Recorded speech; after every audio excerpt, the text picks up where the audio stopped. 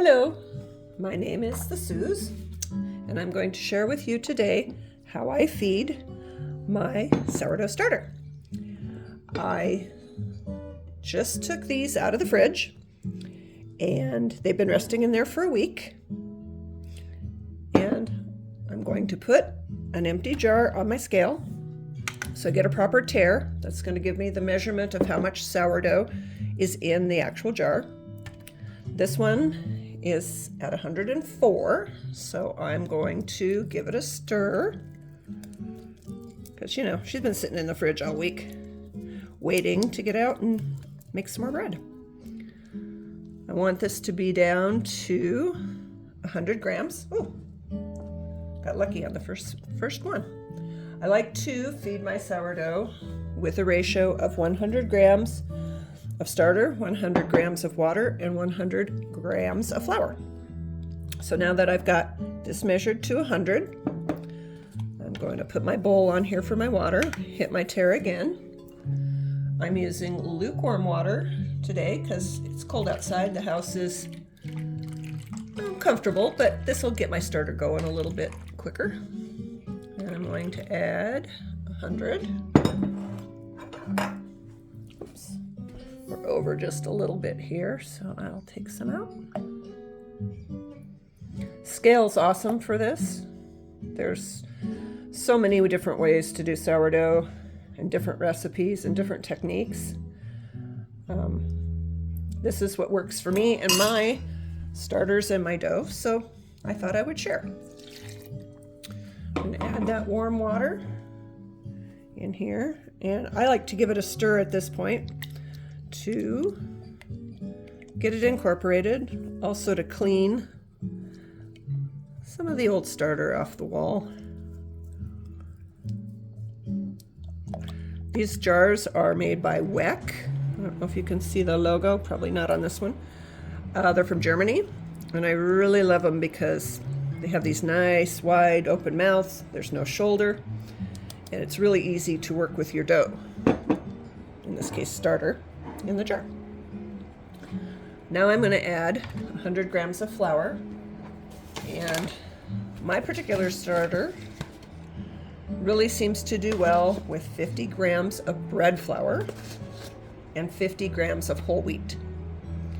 The whole wheat is a little higher in protein, and the starter eats that up like candy. So for my starter, this is what makes it happy. And if it's working, I'm not going to fix it. So in goes my 50 grams of bread flour.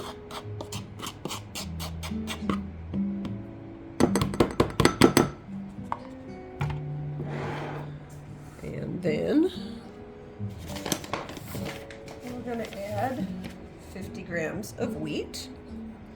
I started doing sourdough when my mom sent me home a start from western Nebraska. It was a start that she did herself, and the bread was so good, I decided to give it a try. And I have to tell you, I love making sourdough, and I didn't even know it. So now I've got 50 grams more of my wheat flour. I have another family member who's interested in doing sourdough, and we talk on the phone a lot, and I thought it's a little confusing sometimes, so I figured I would make a video for her specifically. Hi, Julie. And just show her the way I do my starter.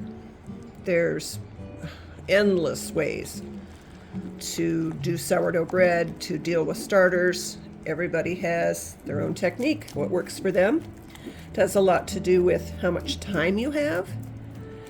And in this instance, that is why I like to do 100 grams of each. 100 grams of starter, 100 grams of flour, and 100 grams of water.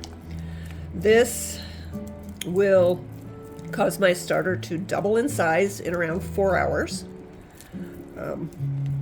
At this point, after it's stirred, I'm literally going to put the lid on it, set it on the counter, and let it do its magic.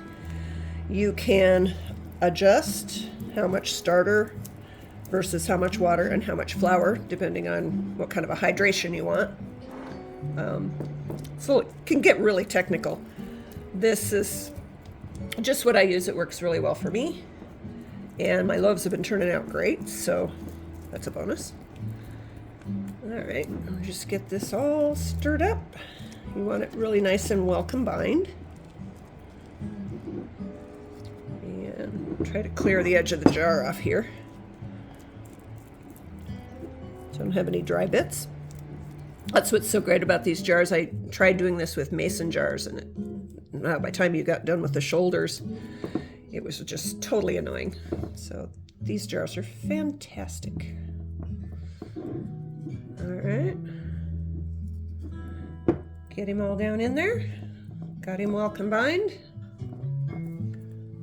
I'm going to adjust my rubber band a little bit. Oh, that's almost exactly where it was last time because I'm doing the same ratios every time I make bread. And that's it for the beginning. You just want to get them fed. When this doubles, this jar will make 1 loaf of bread for me and my recipe. So it's perfect. I have 3 going on the counter now, so that'll be a lot of fun. Well, we're gonna put the lid on and we're gonna let him rest. I will come back later and do another video of how I mix my bread, what recipe I use, and show you how to do the stretches and the folds. It's a lot of work, but boy, is it worth it. And this particular hybrid is super happy. He makes great loaves. All right, well, thanks for watching and see you next time.